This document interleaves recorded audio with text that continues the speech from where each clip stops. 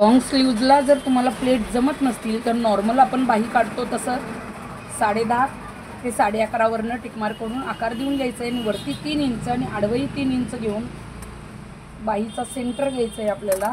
Centre घेतल्यानंतर सेंटरपासून इकडून 3 inch 3 चुन्या आणि इकडच्या बाजूनं सेम त्याच अंतरावर 3 चुन्या अर्धा इंचाच्या 3 चुन्या आपल्याला टाकून घ्यायच्या आहेत।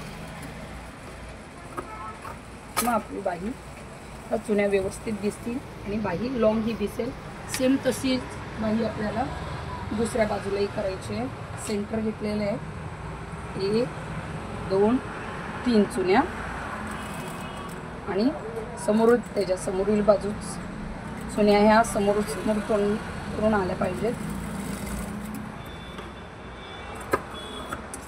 सिंपल आणि सोपी पद्धतमध्ये बाही लॉंग स्लीव्स तुमची तयार आहे। प्रिन्स कटोरी जोडताना आपल्याला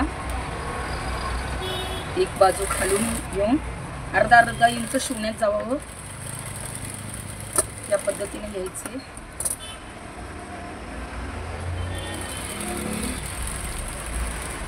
उरलेला कपडा आपल्याला कापून टाकायचे।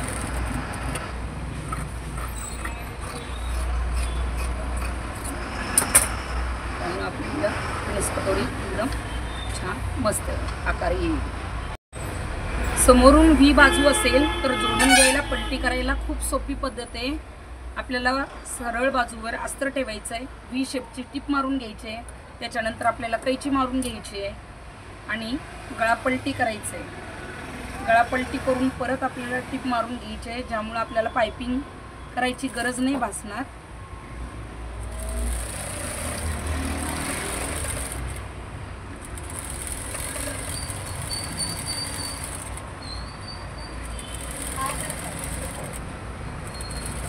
हा प्रकार प्रिन्स कटोरीमध्ये आपल्याला घेता येतो, 4 टक्समध्ये घेता येतो।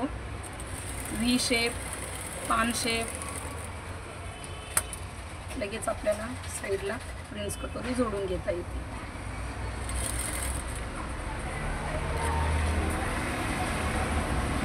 आता आपला व्ही गळा पलटून झालेला आहे, तर हुकपट्टी लुकपट्टी लावताना हुकपट्टीला वरच्या बाजूने फोल्ड करून घ्यायचे आणि डबल पट्टी धरून टिप मारून आपल्याला दाबटीप मारून घ्यायची।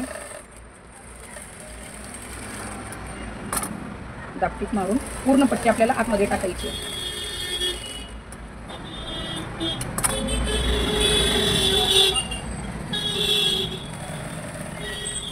आपल्याला लूप पट्टी बनवायची आहे, तर पट्टी पुढचा भाग उलटा करून घ्यायचा आहे, पुढून फोल्ड गळा पलटल्यामुळं टिप मारून घ्यायचं आहे। कडेनं आपल्याला काट फोल्ड करून घ्यायचे आणि अर्धीच पट्टी वरती आणायची आपल्याला आणि मधून टिप द्यायची।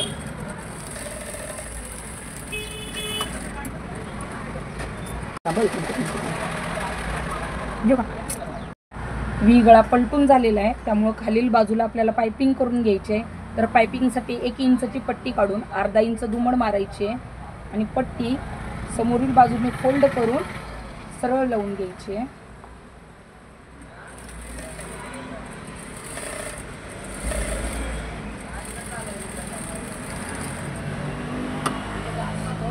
नंतर पट्टी फोल्ड करून बारीक पायपिंग करून घ्यायची, त्यामुळे आपल्याला हात शिलाईची गरज लागणार नाही।